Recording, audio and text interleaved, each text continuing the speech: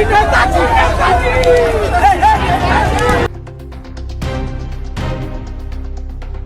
তো হারিয়ে নিয়ে যাবো। হারলে আমি যদি শপথ দিতে যেতাম তাহলে আমি রেজিগনেশনটা করতাম। এখন তো কোয়েশ্চেন ডাজন্ট অ্যারাইজ। অভিষেক বন্দ্যোপাধ্যায়ের বাড়ি শান্তিনিকেতন, ওই শান্তিনিকেতনের বাইরে থেকে উঠে গেল নিরাপত্তা। একজনও পুলিশ পাহারায় নেই।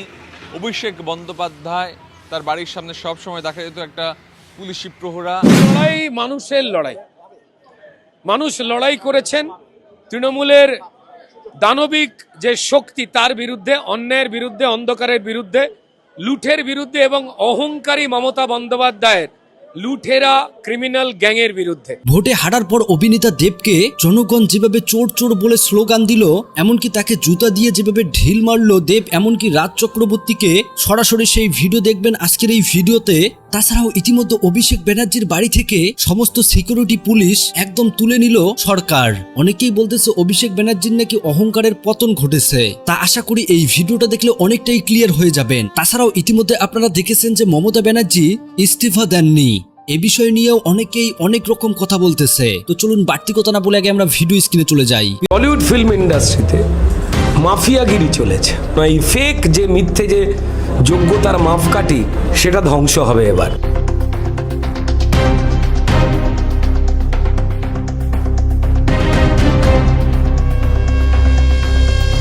ভোটে জিতেই হুঙ্কার। আমাকে একটা সময় ব্যান করা হয়েছিল, কেউ তো তখন পাশে দাঁড়াননি। রাজ আমার বন্ধু, তারপরেও বলবো ও যতটা গুণী ওর কোনো প্রয়োজন ছিল না পশ্চিমবঙ্গের মানুষ দুরবস্থার জন্য যে দলকে দুষছেন তার সঙ্গে নিজেকে জড়ানো।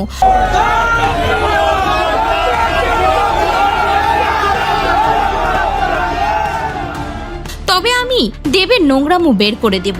সে গরু চুরি করে বাংলাদেশে পাচার করেছে, গম চুরি করে বাংলাদেশে পাচার করেছে, তার বিচার আমি করব। দেবের জন্য আমি কাজ পাইনি, এমনকি মমতা ব্যানার্জির জন্য রাজ আমাকে তার ওয়েব সিরিজে কাস্ট করতে পারেনি। আমাকে ব্যান করে দেওয়া হয়েছিল।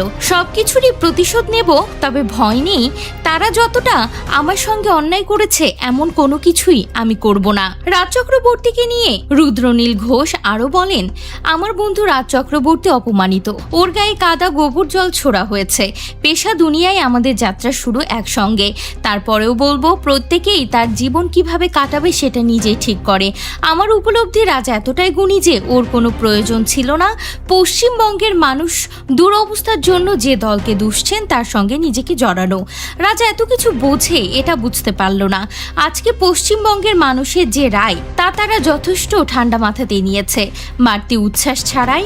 তাই রাজের উপরে দেখানো রাগ ওর সমর্থিত দলের প্রতি অসহিষ্ণুতা রাজ চক্রবর্তীর উপরে কিন্তু নয়, রাজ চক্রবর্তী পছন্দের উপরে।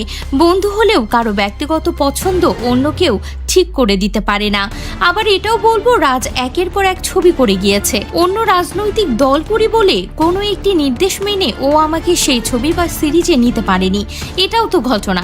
এই প্রেক্ষিতে আপনারা জিজ্ঞাসা করতেই পারেন আগামী দিনে আমি কি রাজের ছবি বা সিরিজে কাজ করব। আগেও বলেছি, আবার বলছি, আমি কোনো মানুষকে তার রাজনৈতিক পরিচয় দেখে বিচার করি না। একা রাজ নয়, সবাই খোলা মনে কাজ করুন টলিউডে। নিজের দলের কাছে বারবার এই অনুরোধ জানিয়ে এসেছি। আর এটা শুধু টলিউড নয়, যে কোনো কর্মক্ষেত্রেই এই পরিবেশ চাই। অভিষেক বন্দ্যোপাধ্যায়ের বাড়ি শান্তিনিকেতন, ওই শান্তিনিকেতনের বাইরে থেকে উঠে গেল নিরাপত্তা। একজনও পুলিশ পাহারায় নেই। অভিষেক বন্দ্যোপাধ্যায় তার বাড়ির সামনে সব সময় দেখা যেত একটা পুলিশি প্রহরা, অনেক পুলিশ বসে থাকতেন, পিকেটিং থাকতো। একজনও পুলিশ প্রহরায় নেই। পুলিশ যে পিকেটিংগুলো ছিল সেগুলোতেও পুলিশের কোনো উল্লেখ দেখা যাচ্ছে না। পাশাপাশি যে কেন্দ্রীয় বাহিনীর জওয়ানরা ছিলেন তারাও কিন্তু চলে গেলেন। একেবারে ফাঁকা অভিষেক ব্যানার্জির বাড়ির সামনেটা।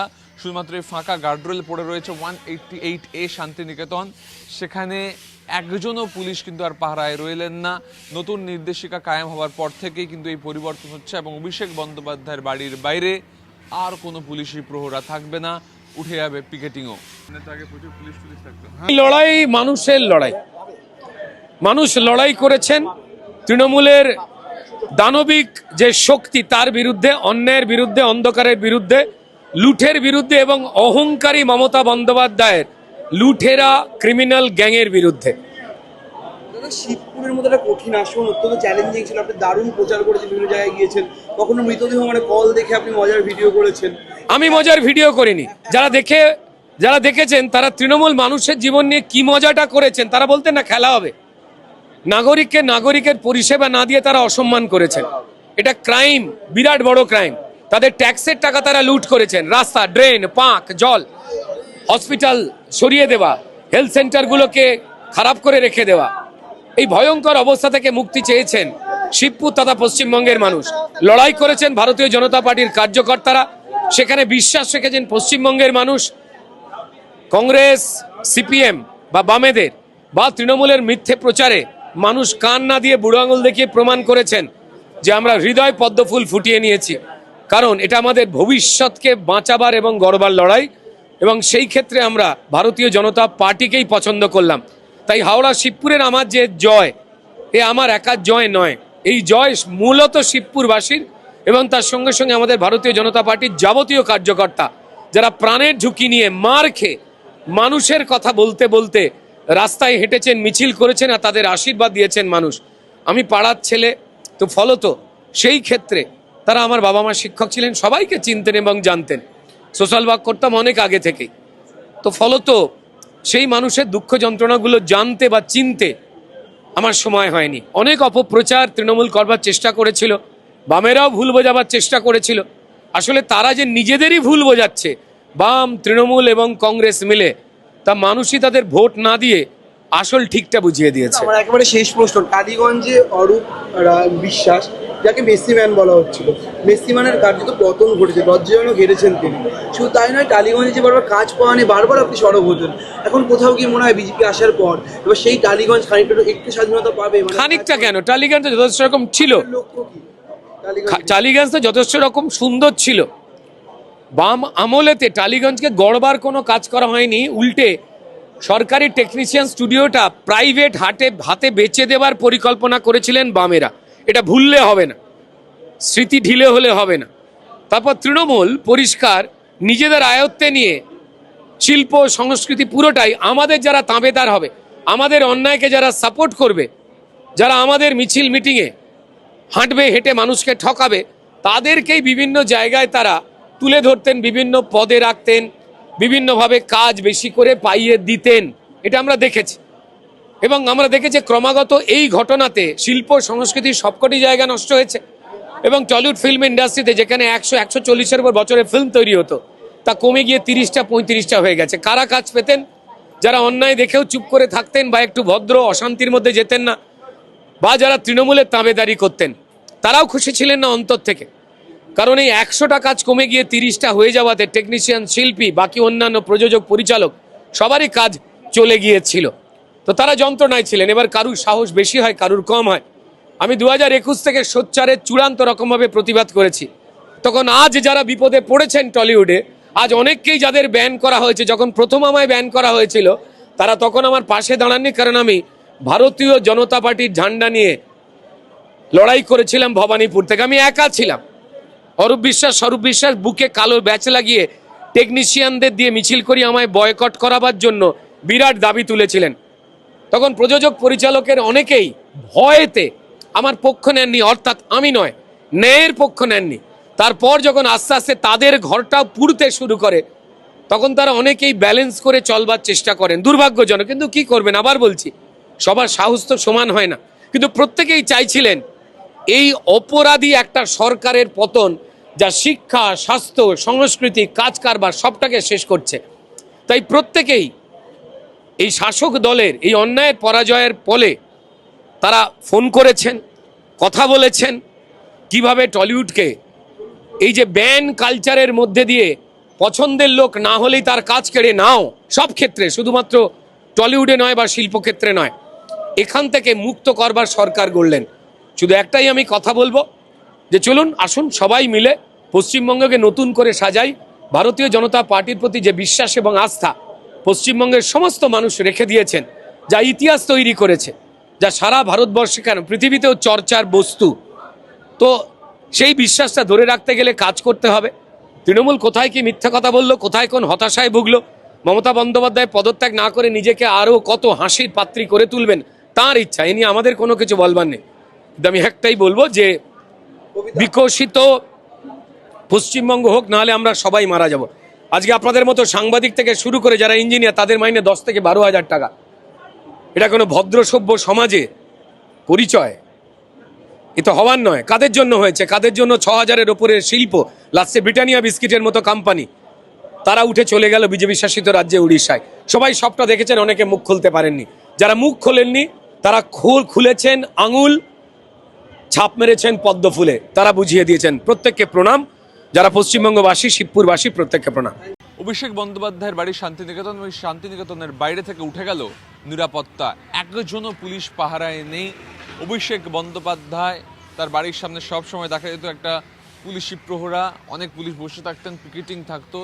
একজনও পুলিশ প্রহরায় নেই। পুলিশ যে পিকেটিংগুলো ছিল সেগুলোতেও পুলিশের কোনো উল্লেখ দেখা যাচ্ছে না। পাশাপাশি যে কেন্দ্রীয় বাহিনীর জওয়ানরা ছিলেন তারাও কিন্তু চলে গেলেন। একেবারে ফাঁকা অভিষেক ব্যানার্জির বাড়ির সামনেটা। শুধুমাত্র এই ফাঁকা গার্ডরেল পড়ে রয়েছে 188A শান্তিনিকেতন। সেখানে একজনও পুলিশ কিন্তু আর পাহারায় রইলেন না।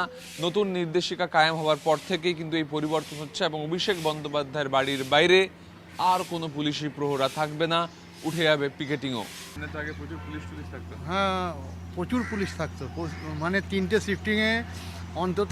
এইখানটা কেন, এই জোনটা কেন, এই টোটাল এই এরিয়া মিলে আমার অনুমান অন্তত কয়েক হাজার পুলিশ থাকে। এখন একজন নেই। হ্যাঁ, কালকে রাত্রে কেন্দ্র বাহিনী ছিল, আজকে সকাল থেকে হয়েছে, ঘোষণা হয়েছে তুলে নেওয়ার।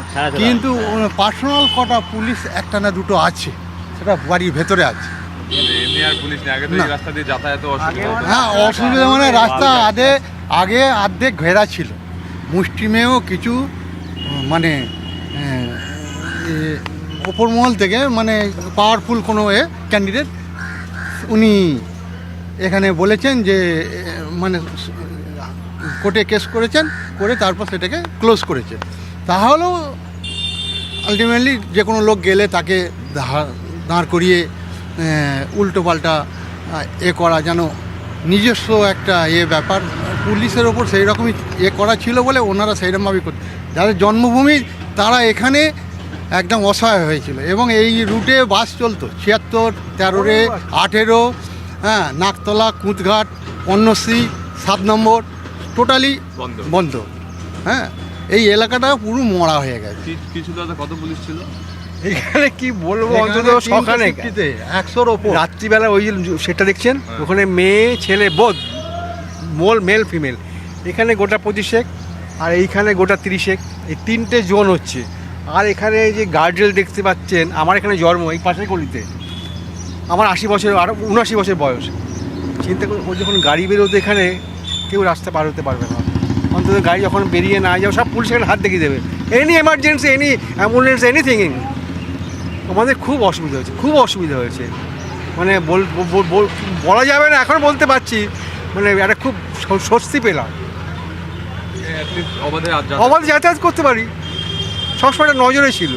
প্রিয় দর্শক, এতক্ষণ থেকে পুরো ভিডিওটি প্রথম থেকে শেষ পর্যন্ত দেখার জন্য আপনাদেরকে অসংখ্য ধন্যবাদ। পুরো ভিডিওটি দেখতেই পেলেন রাজ চক্রবর্তী এমনকি দেবকে যেভাবে স্লোগান এমনকি তাকে জুতো দিয়ে নিক্ষেপ করা হইল, এইটা সত্যি অবাক করার মতো বিষয়। এমনকি জনতা সবাই তাকে চোর চোর বলে চিৎকারও করলো।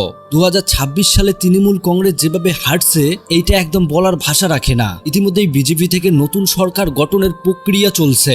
খুব তাড়াতাড়ি নতুন সরকার গঠন করা হবে। যদিও মমতা ব্যানার্জি ইস্তফা দেননি, তবে তাও নতুন সরকার গঠন করবে। বিজেপি সরকার বারবার একটাই বলছে, বাংলায় নতুন পরিবর্তন চাই, উন্নয়নের বাংলা চাই। তো প্রিয় দর্শক, সরকার পরিবর্তন হওয়ার পর কি আমাদের বাংলায় উন্নয়ন হবে? এ বিষয় নিয়ে আপনাদের কি মতামত অবশ্যই কমেন্ট করে জানাবেন। আর হ্যাঁ, পারলে ভিডিওটি শেয়ার করবেন। ধন্যবাদ।